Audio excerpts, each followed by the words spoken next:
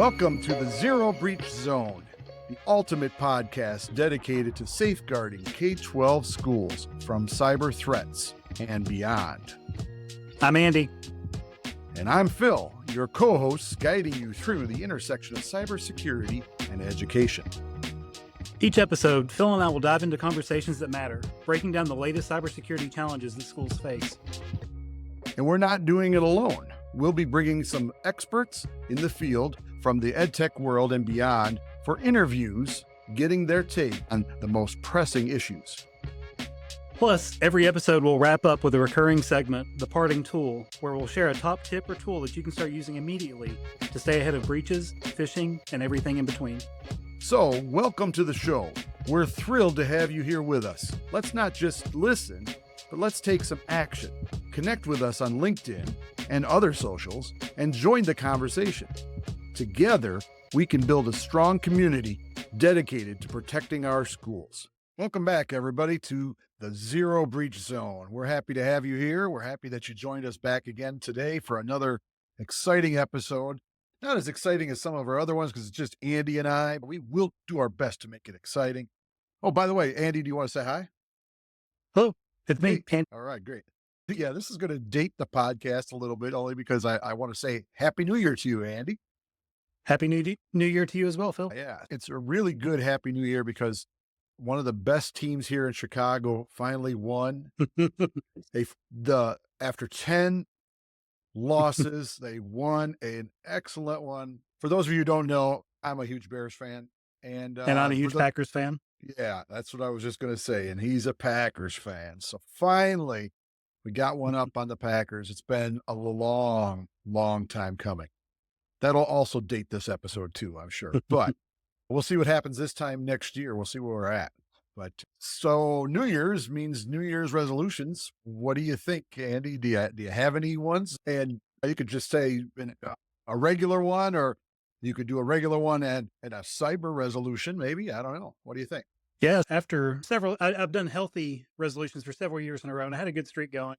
And I just didn't this year, just solely going on the cyber this time. My cyber resolution is I've been working on killing administrator rights for myself. I've had a habit forever. I've used the same account for my user account and my administrative account. I've got my emails attached to my administrator account and everything. So I've been working on peeling everything off. And so I finally have all of my accounts separated, and I've got my privileged workstation where I'm doing administrative tasks on, and I've got my regular workstation where I'm doing everything else, trying to build those barriers between myself as a user and myself as an administrator. That is awesome. And for all you hackers out there, Andy's told you the side story there and the remediation to that side story. So don't go after him now because he's got everything separated and you'll never be able to guess who he is, where he is, or what he's doing. So that's awesome. What about you, Phil? We do the same thing. I'm fortunate to have a really good team here. And so they told me, hey, Phil, if you're going to be administrating anything, we're not using your regular email for that. You're going to be doing something else. And yeah, I got all set up with something else. And that's for those of you who haven't done, that's a good tip for you. But it's a good free tip. There are so many products in this space. You don't have to pay anything for this one. How about it? Yeah. So it's just changing a change of behavior, like you said, with healthy attitudes. I'm working on a healthy one this year for myself. I'm going to try and drop some pounds, have a few less face here in the podcast camera here, but I'm going to do my best to stay with it, stick with it. That's the hardest part, is sticking with it. And in terms of cyber resolutions and cybersecurity resolutions, yeah, it's just looking for ways to be doubly sure. Like we have a lot of tools in place, which is awesome. And we should, and that's the process of getting more resilient, as resilient as we can, but having a couple of extra ones. We're actually doing some abnormal security is who we chose for our email security. And what's really neat is my guys are telling me, because we're about to implement that at the same time we've been rolling out CyberNut across our district throughout the year. And what's really neat is we're going to be able to, with abnormal, have if a suspicious email gets caught or comes through to a user, the user can, of course, use CyberNut to report it. But now we're directing CyberNut right into abnormal, and abnormal will use the AI, some of the AIs to go check it out type of thing. So now my guys don't necessarily have to get those emails all the time from CyberNut to go check things out if it's truly a suspicious one as opposed to part of our campaign. So it's a step of automation a little bit, or Mhm. just another buffer there. And that's what I mean when I say having kind of checks and balances on the tools that we Mhm. have. So by having multiple tools that do similar things, it really shows if one doesn't catch it, maybe the second one will catch it. So that's what we're trying to do. Yeah, it's all about putting those layers of defense in place, so that you've got that defense in depth. Really super, because you can't have everything tied up all the time. When there is that one crack, make sure there's something behind it to take care of it. So that's funny timing. I heard about abnormal for the first time yesterday, and not from you in any way related. So Yeah, yeah. just interesting, funny timing. I'll have to give it a closer look. Yeah, we actually did a good survey of there's a number of companies that do similar things, and we compared did pros and cons for the past year really on all of those. Got it down to 5 or 6, and then we got it down to 2, the final 2, and so far we're happy with what we've got so far, but it's nice that there's a multiple tools out there for folks, and whatever, it's not a one size fits all. It's whatever works best for your district and your needs. Yeah, and especially so many districts are small security teams, small IT teams. What you mentioned about automation, that's where it's at. So I can't tell you the number of times I've onboarded something, or I've pursued something, or I've done a proof of concept of something, and then just get completely overwhelmed by Yeah. alerts. And then I have to go investigate the alerts, and having those automated steps to be able to take care of the grunt work and really just lay eyes on it when you really need to. So that's invaluable. Yeah, it's just different, like you said, layers. I think that's a key word there. Speaking of layers, there's been some incidents lately, not just cybersecurity incidences. In fact, I heard something the other day, 5 cyber incidents per week impacting K-12 right now. That's the new standard. That's came from the CISA actually announced that this week. So that's 5 cyber incidents per week affect impacting schools across the world, really. So that's the new average.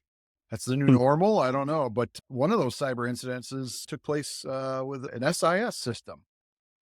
Yeah, and Sh- I think shall it that's remain nameless or not? yeah. I think it's going to be hard for this one to remain nameless, because I think it's going to skew those numbers on number of cyber incidents. Right now with PowerSchool, so we're dating the episode again. Today is Hmm. January 9th, Yeah. and January 7th, PowerSchool announced that they suffered a significant data breach impacting, they say a subset of their customers, but I've heard from people nationally and internationally who are impacted. So it's a very wide swath of people affected. And it's not been pretty so far. Yeah. It was interesting from what I understood. Are you a power school district? Yeah, so we're a power school district. We've been a power school district since 2010. So Okay. here's one of the fun things to think about is it's not just my current batch of students, but it's every student that we've had in power school since the beginning of Wow. time. And it's every Yeah. staff member we've had in power school since the beginning of time. Looking about 25,000 records in all. Wow. And here it is. It's not you had a power school server on your campus, and that's the server, and that's a vulnerability right there in your place. It's the one in the cloud. It is the one that everybody is trusting to have all of these multiple layers of security in place. And from what I understand, it might have been a backdoor entry in terms of Power School's help desk system is what Yeah. got. So what they have, PowerSchool has a support platform called PowerSource. Hmm. And PowerSource is where, so if I need support from PowerSchool, that's where I go. I log into that portal. It's also where PowerSchool employees log in, PowerSchool contractors, third parties.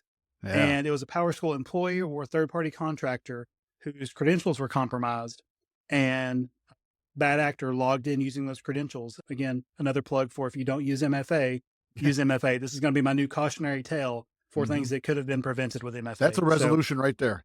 yes, it is. So if you're not MFAing all the things, Yeah. go and MFA all the All things. the things. Yeah, all the things. So yeah, so third party power school contractor, from what we've been told, their credentials were compromised. Someone logged in. It started December 19th. So Mm. December 19th, they got that initial access. They spent the 19th, 20th, and 21st enumerating and seeing what all was there Mhm. and building a script. So they ran back to automation. They built a script to automatically use this tool that's in PowerSource called Data Export Manager. Mhm. And so they scripted Data Export Manager to go into everyone's SIS database tables for students and the table for teachers and export all. And Merry Christmas to those hackers, huh? Merry Christmas. And you mentioned it being a cloud server. So we're actually a an on-prem self-hosted instance, and it still affected us because that remote tool basically served as a backdoor for PowerSchool support to be able to pump data from their customers. And people that were cloud-based customers, on-prem customers, everybody impacted. A I know. subset of customers, but I think it's going to be a lot. I know on our state listserv, it's been going crazy with all this and different districts and what they've discovered, and they've discovered how much has been, or they've confirmed how much has been exfiltrated. I'm looking at an email right now. It says, here are the facts from PowerSchool. Number one, the exploited account had access to a support role.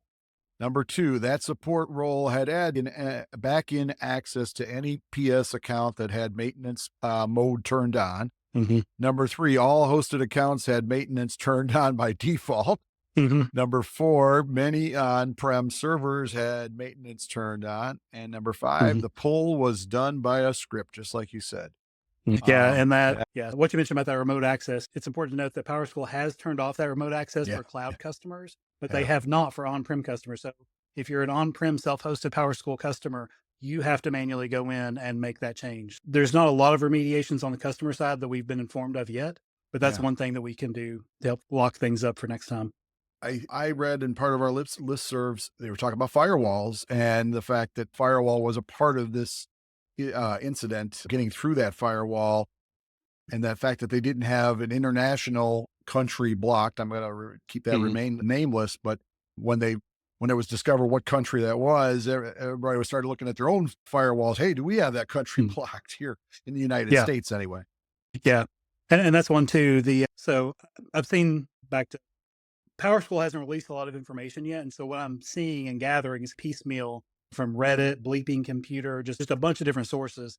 And I've seen some people mention, I didn't see the IP address in my firewall, so I'm good. But because of the way that data export manager works, that's not the case. So be sure, if you're under that impression that it wasn't in your firewall, that you're good. It's not. So there is a method for checking your PowerSchool logs to verify the indicator of compromise IP address and username or user ID number. I did a write-up on my blog, edtechirl.com. So if you want to go look at that, it gives you the step-by-step to go through and check your logs, look for that compromise. Yeah, shameless plug. Shameless plug. And then the steps, how to look through your logs and verify also which fields were taken. Awesome. So you mentioned it's basically everything, dozens and dozens of fields. And just one really practical, another free tip is the Social Security number field, both on students and teachers, were included in this. And I'm not really aware of reasons why schools should have Social Security numbers for student and teachers. So a lot of people collect that information just because official people have always collected that information. If you don't need it, don't keep it. If you decided not to collect those pieces of data and you had them scrubbed from your database, that wouldn't have shown up. Yeah, really. I mean, I can't see any necessary reason for that to be in student information systems. Maybe employee information systems, obviously, because we have to pay our taxes, but not student information systems. So I don't know, there's a need for it. I'm sure somebody might comment on our podcast, say, oh, we need it. We use it for this. That's each district to their own, but why have one more huge candy store available to the hackers out there? Definitely. Wow.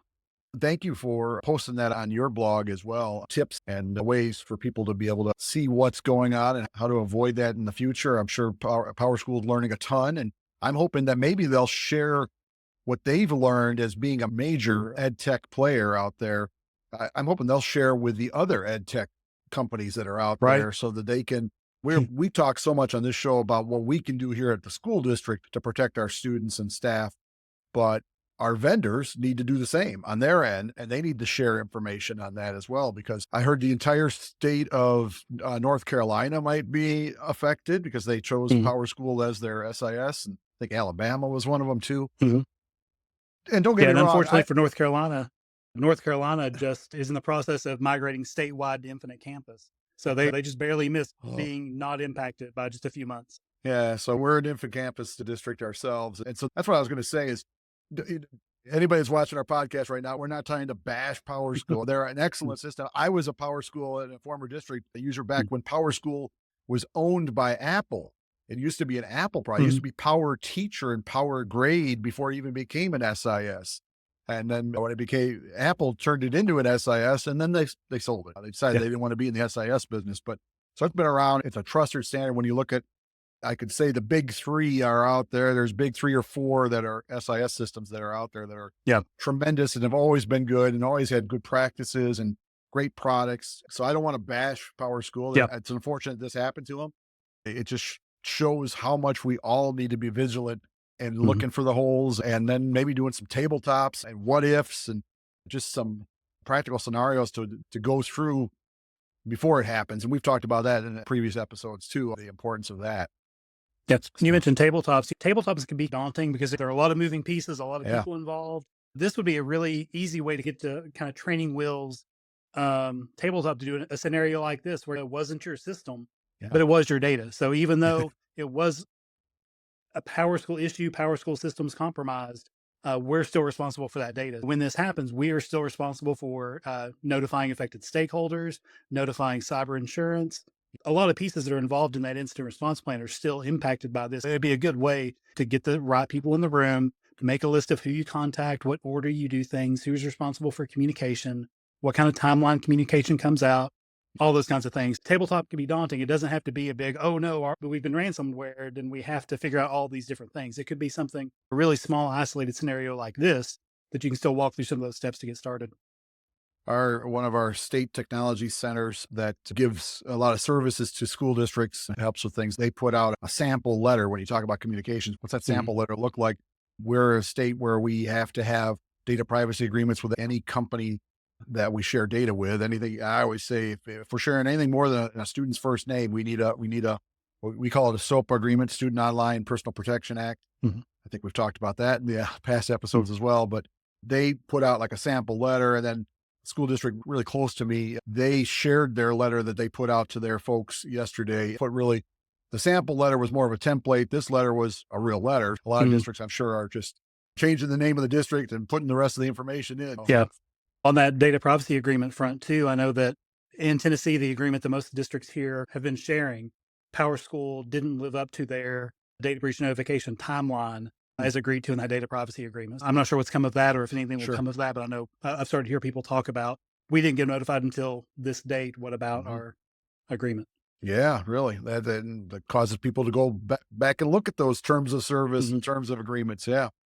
Oh, it just so happens yesterday, a company that we use and a lot of districts use, in fact, 22 million users, 2,900 school systems in K-12 higher ed, 42 countries, 16 languages, 6 statewide deployments, 6,000 single sign-ons, 2,300 vendor integrations. Company that I'm referring to right now is ClassLink. Great tool out there and a great partner in the war on cybersecurity. Has really done some great things. Again, I'm not endorsing it. It's something we use. And if you were my friend, I'd recommend it to you and say, hey, this is a great system. But they actually they called it a cyber session yesterday. They had a 2-hour webinar where they brought in some folks. And here I'm changing subjects. Are we done with PowerSchool and that incident, or do you have anything else to add on that? Oh, no, we could talk about PowerSchool for the hour if you wanted to. But I think yesterday, while I Yeah. was digging into PowerSchool logs, I think you were looking with ClassLink. We can switch to your day yesterday instead of mine. Okay. All right. There you go. So, yeah, and they had some folks from CISA who we've talked about here on as the first guest, and then they had a couple of other folks from districts around the country who have been using the cybersecurity rubric, which we've mentioned with our previous episode with Frankie Jackson. In fact, she was on this session yesterday, so it was good to see her and talk about the cybersecurity rubric and how that can be helpful in districts looking for where their holes or gaps might be, and then eventually tackling that. But I pulled out some notes, so that's what I'm looking at here. White House National Cybersecurity Strategy, which came out last year, actually March of 2023. One of the quotes that's on there says, "We expect school districts to go toe to toe with transnational criminal organizations largely by Mhm. themselves. This isn't just unfair; it's ineffective. The biggest and most capable and best positioned actors in our digital ecosystem can and should shoulder a greater share of the burden for managing cyber risk and keeping us all safe. And that includes the federal government." So this is from the former National Cyber Director, Kemba Walden. That's a quote from her. That established a group that's out there now that's a coordinating council. They actually coordinated, they call it the GCC. It's a government coordinate council, and the member organizations include the School Superintendents Association, National School Board Association, COSIN, K-12's 6, Council of Chief State School Officers, CETA, which is State Educational Technology Directors Association, the School Principals Association. There's just Council of Great City Schools. They all got together. They're all together on the same page with what do we need to do to work to make our districts obviously more cyber secure and resilient, but also to work with the thousands of vendors that we are working with.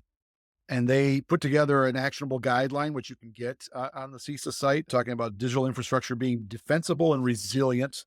Some of their high impact recommendations were prioritization of the greatest risks and mitigations can begin to address these challenges. Many malicious cyber actors gain initial access in one of three ways: compromising valid accounts, often with weak or stolen credentials, phishing users with a malicious link or attachment, and exploiting unpatched known vulnerabilities in public-facing applications. They have ways to fix that. Enable multi-factor authentication, like you mentioned. Use strong or unique passwords for every account. Recognize and report phishing. We have tools for that. CyberDot. Hey, how about it? And update your software, of course, all the times. Literally, the victim notification and just-in-time alerting is CISA's pre-ransomware notification initiative has been launched, and it helps organizations to stop attacks before damage occurs. In 2023, CISA made 117 notifications of K-12 school districts through this initiative. And then between January 2024 and July of 2024, they made at least 113 notifications to K-12. So they're watching for us. That organization has been watching. And this is worldwide. This is not just the United States or this state or your state or my state. This is worldwide. They're watching for us. And they have developed this call to action. And part of there are 4 points on call to action. We don't need more security products. We need more secure products, right? Vote with your purchasing power, hold the vendors accountable, and connect and be an advocate. That's their call to action. Before I go on to a couple other parts of that, I've said a lot. What do you think of what I just said? That's a lot. CISA is a fantastic resource. If you're not tapped into CISA or MSISAC, either one, go there. That's a good place to start getting resources, especially if you're overwhelmed and you don't know where to start. There's a ton of guidance. There are a ton of tools, and they're looking out for us. K-12 cyber, a lot of times you feel like you're on an island because there's not a lot of money and not a lot of priority. Yeah. It's an afterthought in terms of budgeting and manpower and things like that. As we're seeing with things like the PowerSchool breach, it should be front and center. I'm just glad to have them in my corner. Yeah. They have worked together along with ClassLink, who was putting on this session yesterday, and a number of other organizations to develop what they call secure by design and principles of secure by design in terms of ownership and radical transparency and organizational structure. It says software manufacturers should take ownership of the security outcomes for their customers. The burden of security should never fall solely on the customer. Radical transparency means software manufacturers should embrace transparency and accountability. This may include sharing information they learn from their customer deployments. And as I mentioned a little while ago, maybe they need to learn from each other what they've gone through and how to help each other as far as that goes, just like we do. I learn from you, you're learning from me. Why not the vendors do the same thing with each other? Organizational structure. Software manufacturers should build organizational structure and leadership to achieve these goals. Executives need to prioritize security as a critical element of product development. And so they have built this list and they've created this secure by design, which they're asking the vendors to meet those criteria. And if they do, they can sign the secure by design pledge. They're actually on a list. CISA actually hosts this list of all of the vendors that are out there.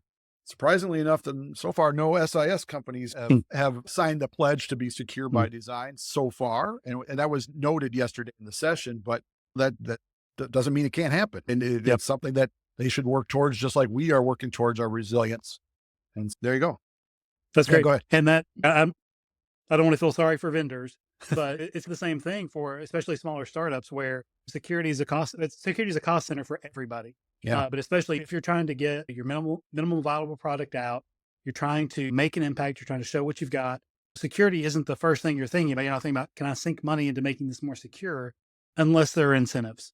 So Yeah. having incentives like secure by design and being able to tout your products as more secure than your competitor, as it shows a level of consideration for your customers, that Mhm. if you can show that level of consideration and their competition can't, then that's going to be a point in their column.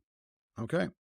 The further, I'm trying to cram all 2 hours into our little time here that we have. So I got a couple other good highlights from that session was, of course, they went into in depth about the cybersecurity rubric and how it was built. That's out there.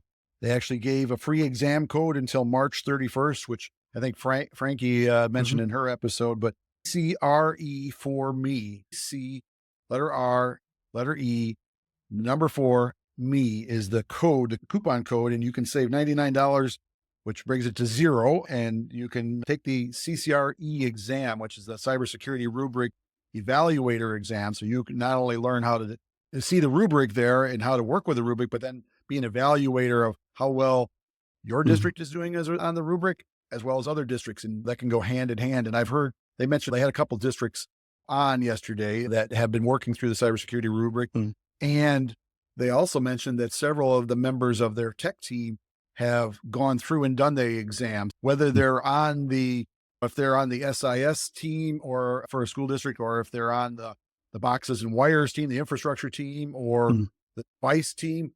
Any one of those should be going through this training and then taking the exam. And because we've often said it takes the entire village to be able to stay secure as a district.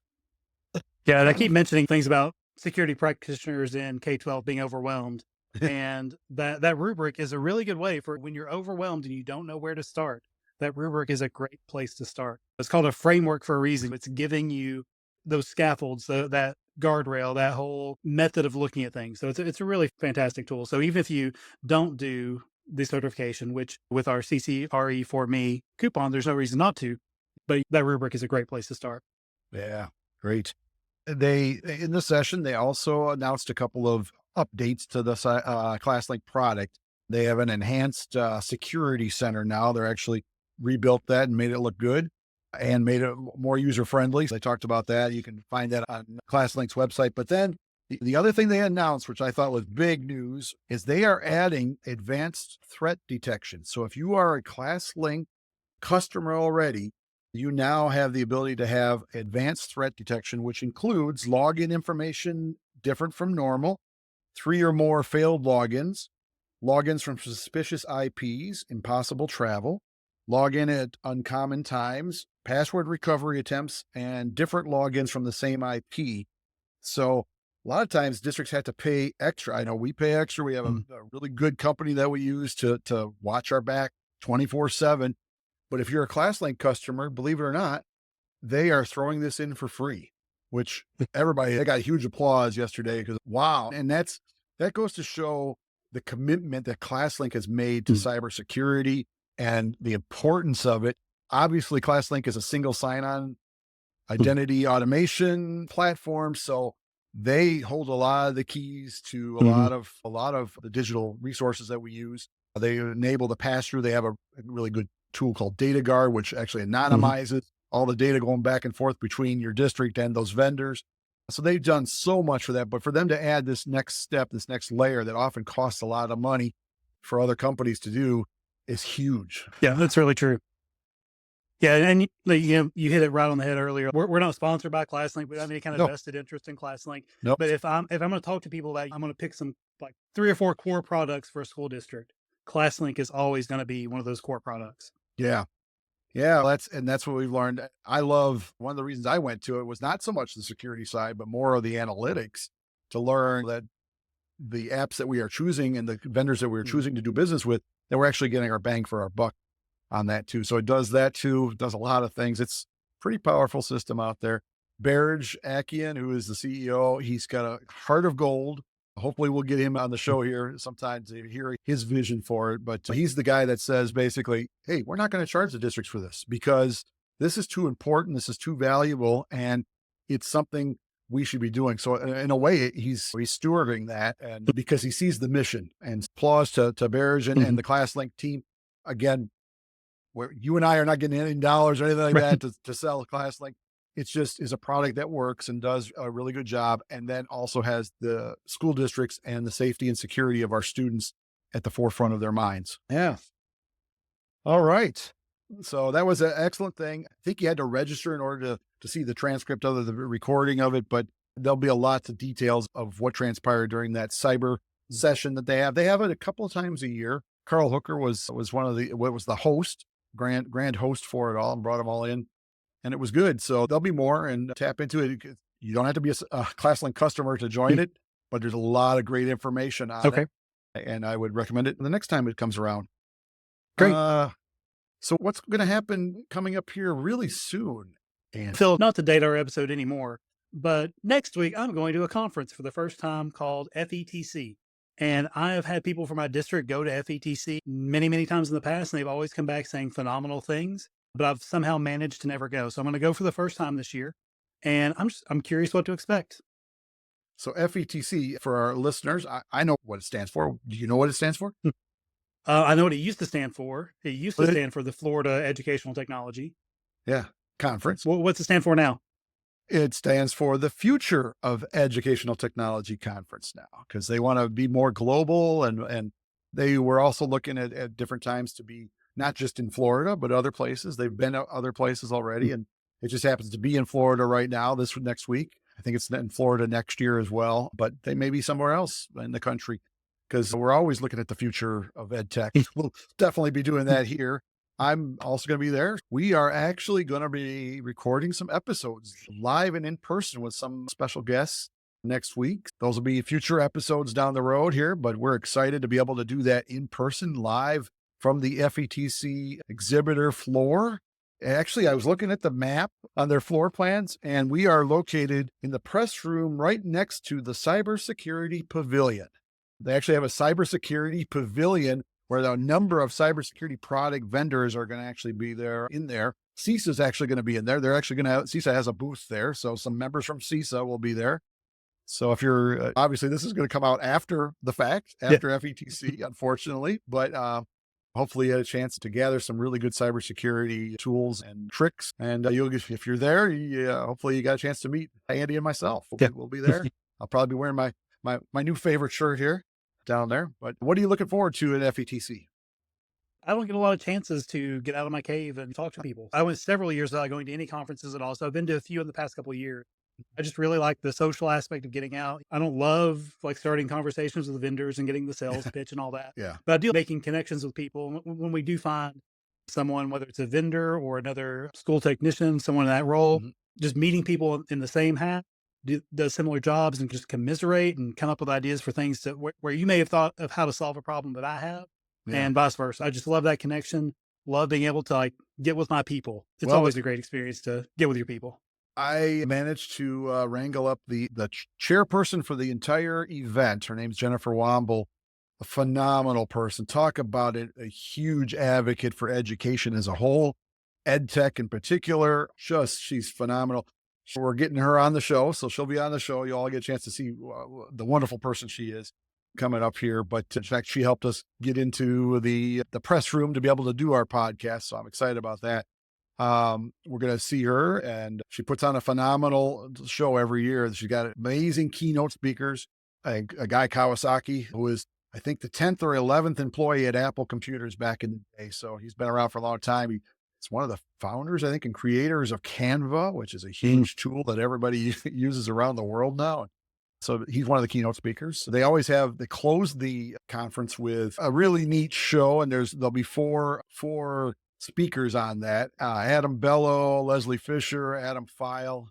Maybe I'm wrong. Maybe there's only three. Maybe there's only three of them, but they always put on the latest tech trends that are out there and really put on not only a great show, but very informative. Last year when I saw it, I got so many new tools to look at and play with and figure out. And they not only show you those new tools, but they show you how it can be practically used in your district. So the other thing Jen does is she divides the conference into different tracks. So there'll be some pre-conference tracks for like IT leaders. There's one for instructional coaches. There's another one for just teachers. There's another one for superintendents and actual district administration leadership.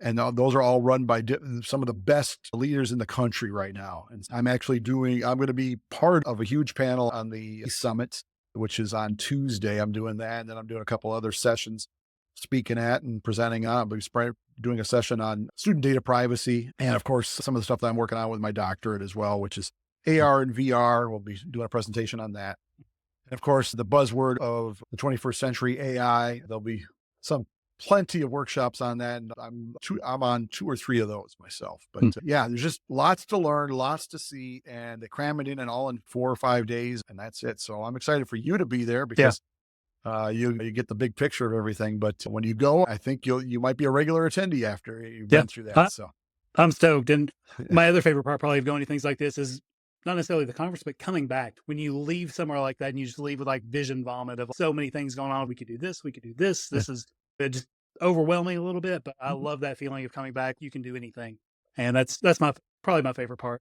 Well, and the cool thing is, like you said, you make the connections so that even if you're not ready to do all the things that you just learned, when you are ready, you've got a card of somebody or somebody that you can talk to say, hey, I'm ready to try this and go here, go there and do this. And I know you're an expert there. So can I get some help with this? And I'd love to pick your brain on that and stuff. So yeah, great opportunity, FETC. And it's one of the first ones of the school year, or the calendar year, I should say. It's obviously in the middle of the school year, but calendar year. We've talked a lot. This is a long session. We've given a couple of parting tips. Would you like to give any others? I'll give a quick one. I've always got one kind of on standby. Okay, here we go. Security.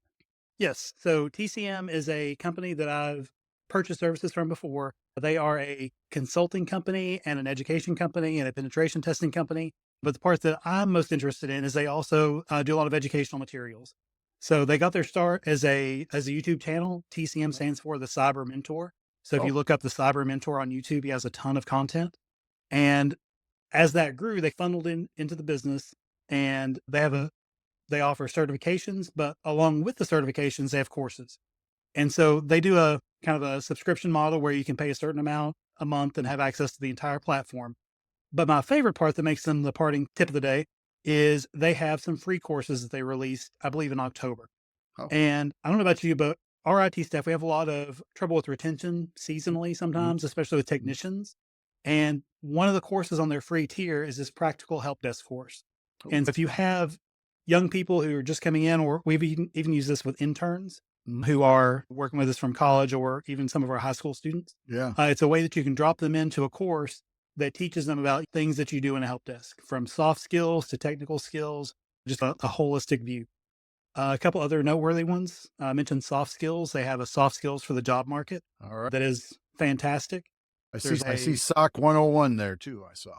Yeah. Yeah. So SOC 101 is one of the paid offerings. Everything from their catalog is fantastic. But the free ones are the soft skills for the job market, programming 100 fundamentals, Linux 100 fundamentals, and most importantly, I think practical help desk. Just a great resource to have, and it's free. It's pretty valuable. So thank you for sharing. Thank you. That's awesome. That's our parting tip.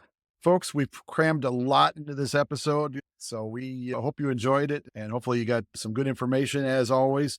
We are always working hard to keep our districts to be and realize themselves as a zero breach zone. Thanks for joining with us. We'll see you next time. Thanks for tuning in to today's episode of the Zero Breach Zone podcast. We hope our conversation left you feeling more informed and empowered to protect our K-12 schools from cyber threats. A big shout out to our sponsor, CyberNut AI, for making this podcast possible. CyberNut is committed to providing security awareness training designed for schools, helping educators and students navigate the digital world with confidence. If you want to learn more about how CyberNut can help strengthen your school's cybersecurity defenses, head over to their website, cybernut.com, and sign up for their training program. Together, we can create a safer online environment for everyone in our educational communities.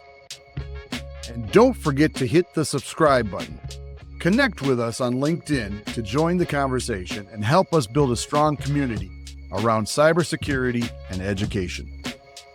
Join us next time on the Zero Breach Zone for more insightful conversations. Stay vigilant, stay ahead, and let's keep our schools a zero breach zone.